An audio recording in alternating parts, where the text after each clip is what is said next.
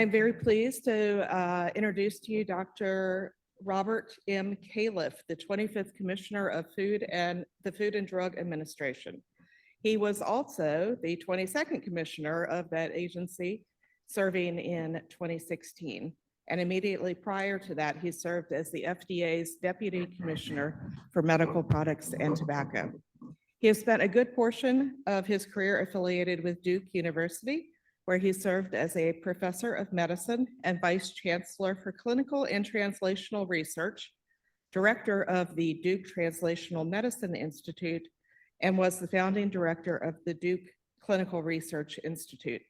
He has had a long and distinguished career as a physician, researcher, and leader in the fields of science and medicine. He is a nationally recognized expert in cardiovascular medicine, health outcomes research, healthcare quality, and clinical research, and he is a leader in the growing field of translational research, which is key to ensuring that advances in science translate into medical care. So with no further ado, I turn things over to Dr. Califf. Thank you. Thanks, Allison, and it's great to be with you today. I want to thank you and John Mazzarelli for inviting me to speak and for organizing such an impressive conference. I've been to it before, and it looks like this one is right up there. The agenda and the issues you're focusing on are like a smorgasbord of issues in this field, which is so dynamic and an important area for healthcare, regulatory science, and policy. I listened into the last few minutes, and given the intensity and depth that you've already addressed with so many key topics, I realize the best I can do in the prepared remarks is give a perspective, including the challenges posed by the often overlapping questions relating to public health, clinical care, ethics, philanthropy, business, and most essentially, patient well-being. I'll say a few words from my vantage point as commissioner, but also realize this represents my opinion as critical care and outpatient medicine clinician for over 3 decades and an outcomes researcher, including specific research on issues in patients with low probability of survival in the near future, the setting of what at the time was called end-of-life care. At the FDA, our approach on this issue comes from a unique but at times perplexing vantage point, and I could hear in the last few comments that they're perplexing would maybe an understatement at times. As an organization charged with applying scientific standards to product assessments, it's our mission and duty to apply the highest quality evidence to our product reviews.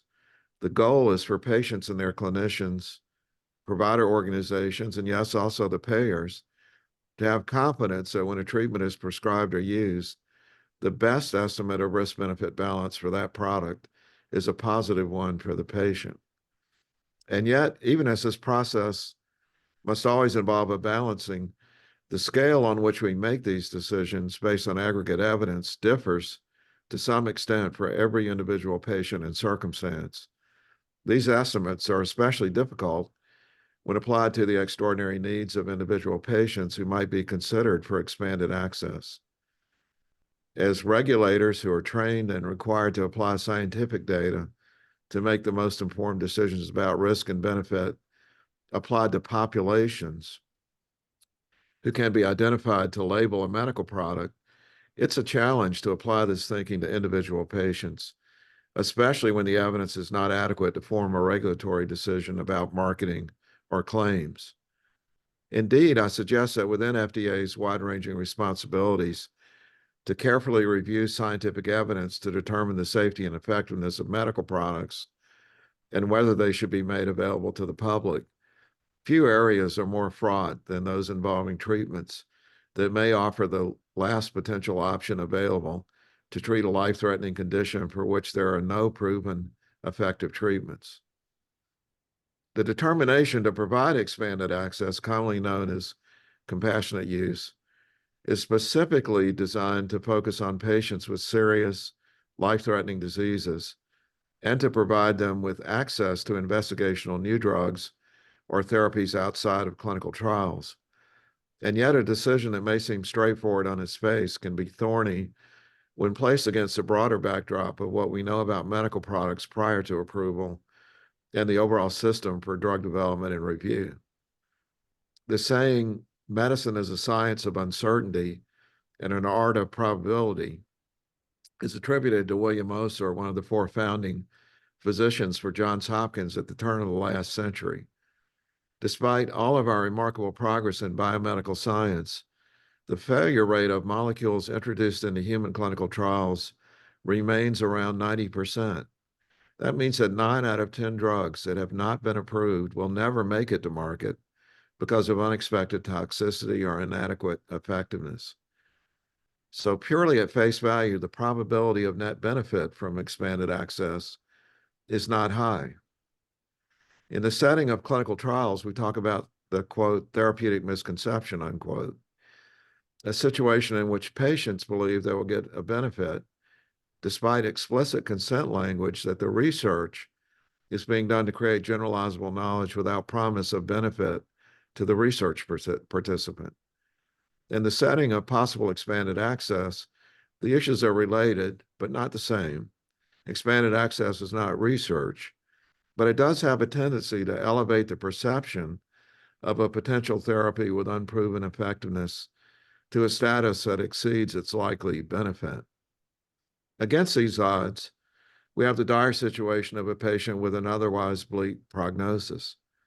I had the privilege early in my career of participating in the study to understand prognoses and preferences for outcomes and risks of treatment, the SUPPORT trial. This trial was a national study to improve decision-making in patients who were considered to be near the end of life. While I could talk for hours about what I learned as we intensively communicated with patients and families in the throes of decision-making, including in my own intensive care unit, the overarching point is that views of impending death, risk-taking with interventions, understanding of how to weigh options, and the degree to which a person wants to have autonomy relative to their clinicians varies considerably across the American population. The only way to know in each case is to have the conversation, and shared decision-making is crucial, as good decision-making in this situation requires knowledgeable and committed clinicians and well-informed patients and families. I worry that the compression of time for clinicians in our healthcare systems makes it very difficult to review realistic probabilities with the patient and family, and is a major limitation on well-informed shared decision-making. This important and complex interaction needs to impart vital information while maintaining appropriate hope that's consistent with the patient's cultural, religious, and personal values. Our goal in this situation is for the FDA to be helpful and not an impediment, and also to help provide background information for a realistic expectation setting.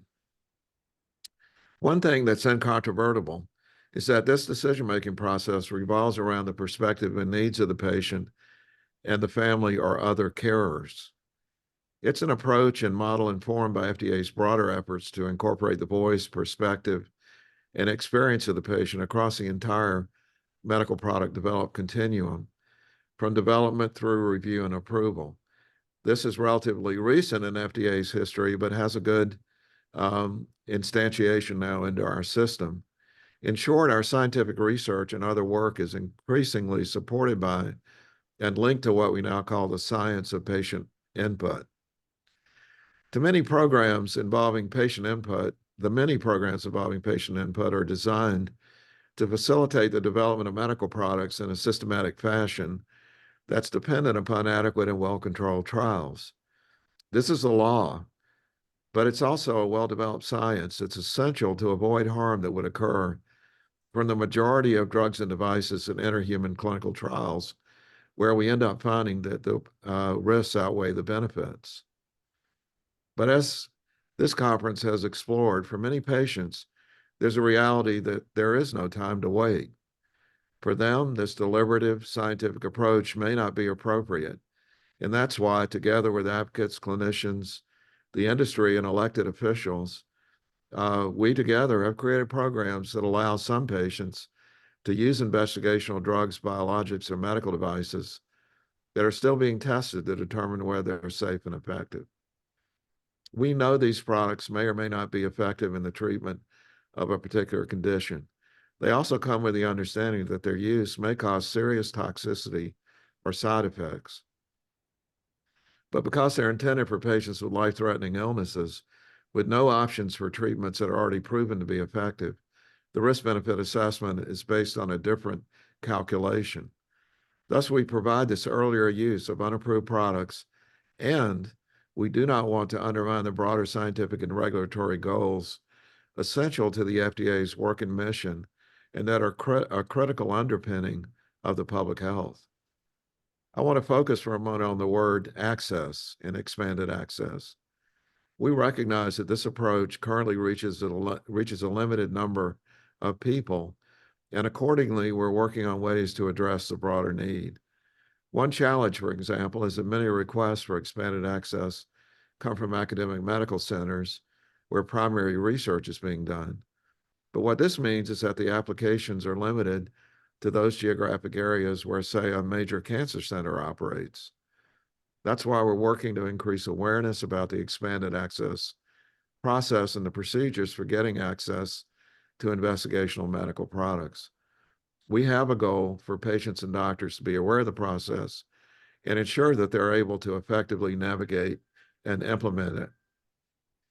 We must also recognize, in addition to a patient that wants to pursue this issue and a clinician who's able and willing to administer the treatment, provide supportive care, and contribute the needed information for FDA consideration, we must have a drug development company that will make the product available. The requirement for posting expanded access policies has made a difference as more and more firms are participating in expanded access programs. And we have ethical issues that we need to consider, which I know you've already deliberated today, and I look forward to hearing about those deliberations. In the end, who should pay for expanded access treatment? The current system clearly creates inequities that are difficult to justify. What does it mean when we collect data to inform the regulatory process without explicit consent for research? We all recognize the value of real-world evidence from de-identified reused clinical data, but this is a bit different. We recognize that these are dilemmas that require collaboration across the clinical care, product development, and legal ecosystem.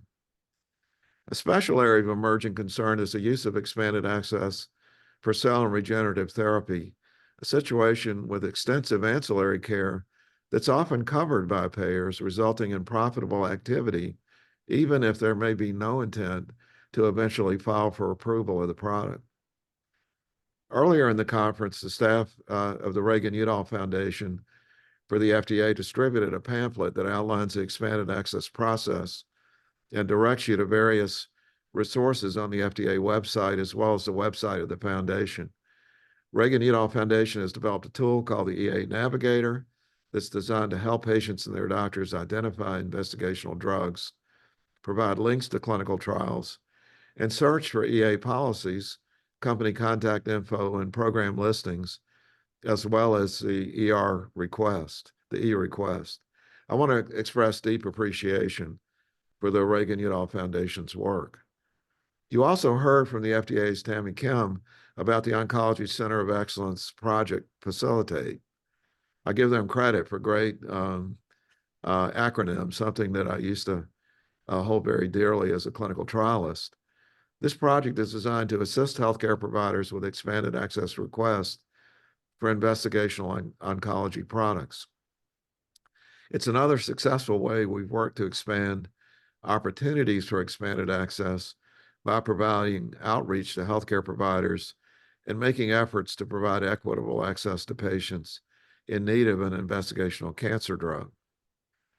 The FDA grants the vast majority of EA requests, but only after considering whether the patient is eligible for an ongoing clinical trial. Scientifically speaking, the first choice for these patients would be for them to enroll in high-quality clinical trials designed to define the balance of risk and benefit with proper counterfactual comparisons using randomized control groups when suitable. This enables us to acquire important data about new drugs so that all future patients can benefit. However, it's not possible for a patient to be part, if it's not possible for a patient to be part of a clinical trial, either because there are no ongoing trials, a patient may lack access to them, or may not be eligible for them, or that the logistics of ongoing trials may be impossible for a patient or family to navigate, then we have the case for expanded access. To aid in this process, we need to do everything we can to support increased understanding by reviewers and clinicians of the specific disease and needs of the patient. Patient advocates often play an important role in this regard, both in terms of communicating symptoms and results of treatment, but also by sharing a sense of urgency.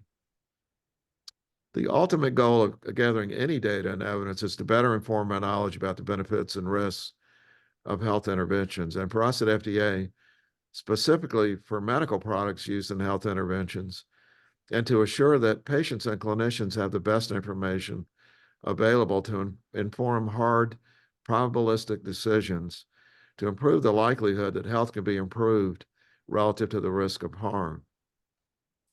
A program such as expanded access may seem like an end around the traditional approach to data gathering and medical product review, but ultimately we may benefit from other patient-centered activities and information that's gathered. To do this successfully and to combine the rapid availability of these products with the essential societal need to have evidence to inform clinical decision-making in the long term will require each of the various parties, patients, medical product developers, regulators, and others to focus on creative approaches. Like all the work we do in this area, which can have life and death consequences, it does involve a balancing. Your voices and your actions can help shape that balance and ensure the best outcomes for patients and for science.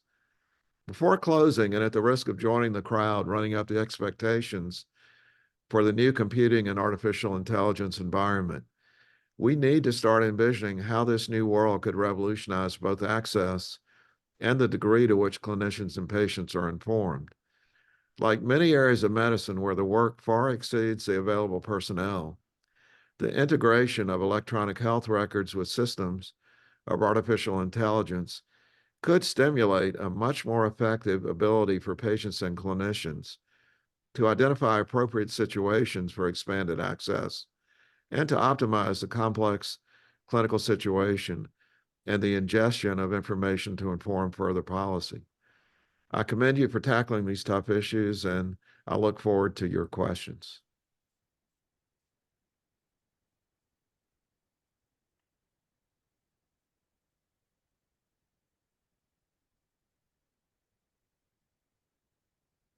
Thank you, Dr. Califf.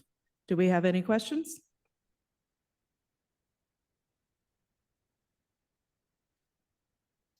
Hi, Dr. Califf. Thank you so much for your talk. This is a question from the virtual audience. Can you speak to any plans to harmonize approaches to expanded access across FDA centers? Something like Project Facilitate would be incredibly useful in rare diseases. I think that's an excellent point in it. It's, I think, obvious to all of us that access is not equitable across all diseases now. I would say, based on the success of Project Facilitate, which for everything I can see has really made a difference, we're going to be looking at this as we learn and seeing what we can do to expand it. Needless to say, this does involve considerable work, and so we have to have the personnel who can be allocated to it, which is a different issue that we're grappling with in the current budget environment, which is not very favorable for the Health and Human Services agencies.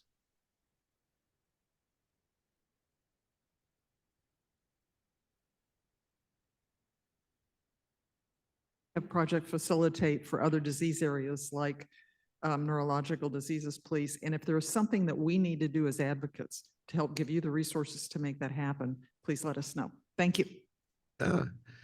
Thanks for the comment. I cannot advocate that you lobby, but anything to increase awareness of the need. One thing about the FDA, we're used to getting pressure, and I think part of your job is to put pressure on, but just make sure that people outside the FDA who will have input into resources are aware. Thank you, Dr. Califf, for your insights on expanded access and all the nuances that are part of all that. This has been an amazing couple of days talking about all kinds of things, including FDA's ability to apply regulatory flexibility to approvals, sunsetting programs if they don't demonstrate effectiveness or for some reason are not safe. In the event that a regulatory pathway is not foreseeable by the agency for an ultra-rare disease, such as the one that my company is trying to develop a drug for, which is Barth syndrome, a lethal cardiomuscular disease. We're just wondering what your thoughts are on the ramifications for those patients who are currently being treated with as yet unapproved drugs when there is no regulatory pathway. Well, I really appreciate the question. And, I got to say, yesterday we had a meeting at the NIH with the Gates Foundation that was focused on global health.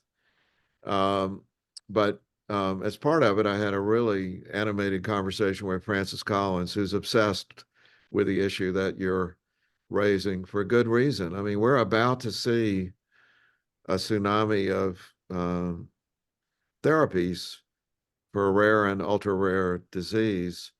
And I don't think any of us think the current pathways are optimal. We recognize, having been on the other side of the fence of raising money and dealing with biotechnology and also the academic medical center, this is a time where we've really got to get creative. And I'd say some of it has to do with regulatory pathways that can sustain the necessary fundraising that's needed to generate high quality evidence, even if the trials are different because they're small patient populations. But even beyond that, as I talk with Francis, given what we're likely to see in terms of effective interventions, how are we going to pay for this? I heard the discussions about coverage issues with expanded access, but in general, if you think about 10,000 rare diseases with many hundreds likely to have effective treatments in the not too distant future, I just think we've all got to spend considerable time getting creative. I wish I could tell you I had a magic formula for it. I don't, but you should know that we're very aware of the issue. And I think, as you also know, an important step was taken when in the user fees, considerable funding was included in the user fees to hire people who are dealing with these issues. So we're currently in a hiring phase. If anyone's interested in the crowd, let us know. We're looking for good people now. So again, I wish I had a very clear, just sort of here's what we need to do answer, but we're going to have to think of some creative approaches. Thank you. I'm very encouraged to hear the words regulatory flexibility and creative approaches in the same sentence. Thank you. Hello, my name is Christopher Robertson. I'm a professor at Boston University. And on the one hand, we have Project Facilitate for oncology, and then we have this Act for ALS funding for ALS. And so you've already been asked the question of whether we can generalize across Project Facilitate. Is there anything to be learned from your early implementation of Act for ALS? And I guess more pointedly, do you think there's a role for more public money going into supporting expanded access with data? I'm not allowed to advocate for more public money. I'll just say, I'll put it in different terms. I think there's a great need for the personnel that are needed to manage it on our side as we do this, because I don't think there's any opposition to collecting better data ever at the FDA in any circumstance, including this one. And for the reasons that I gave for these very difficult diseases, we're going to have to get creative and employ flexibility. But again, I feel like, having talked about flexibility so much, I don't want to lead anybody to believe that I don't fundamentally believe in the FDA standard. It's worked very well for the public health for most diseases. That is adequate and well-controlled clinical trials with a counterfactual component through randomization. In circumstances where that can't be done, or there's a good reason to do something different, that's where we have to be creative. We probably have time for one more question. Anyone else? All right, well, oh, go ahead. This is Christopher Robertson again. I thought I'd ask about the FDA's experience in the pandemic and, you know, the other pathway of emergency use authorization.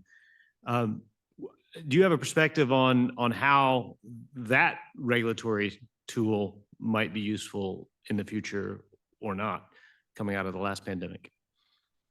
What I'd say is, I mean, as you might suspect, I think EUA's worked extraordinarily well.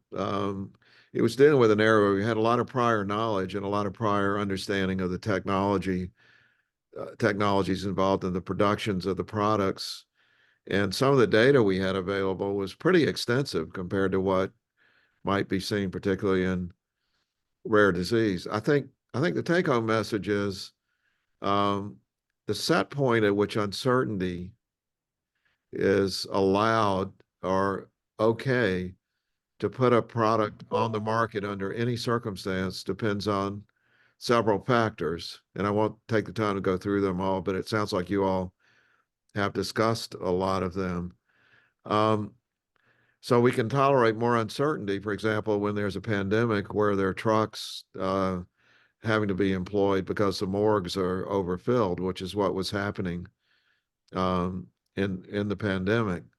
And for the same reason, where there are life-threatening diseases with no available treatment, we've decided as a society we'll accept more uncertainty. But if you take the disease that I've mostly dealt with, coronary artery disease, got a lot of effective treatments. There is no way on earth I would think it would be wise to allow treatments on the market with that degree of uncertainty, because many people would stop taking the things we already know work. And so the standard is much higher in those circumstances. So, and then I'll close with this, since it was the last question, which I think, again, I just want to emphasize, we welcome your feedback and criticism. I'm not saying we love criticism, but it's part of our jobs to take it. And we certainly have a lot of areas at FDA where we could do better. But I'm very concerned right now of efforts to overthrow the whole system. And if you can think of a better way to regulate, let's say, medical products, then full-time government employees who have no financial interest and who work in a very deeply scientific culture, please let me know what it is. So as you criticize in the current time that we're in, I urge you to also put in phrases to, if you believe in it, to encourage confidence in the overall system, although it can always be made better, because I have a lot of concerns about where we're going with regard to the system as a whole. I think we'll end it there on the note of constructive criticism and praise. Thank you, Dr. Califf.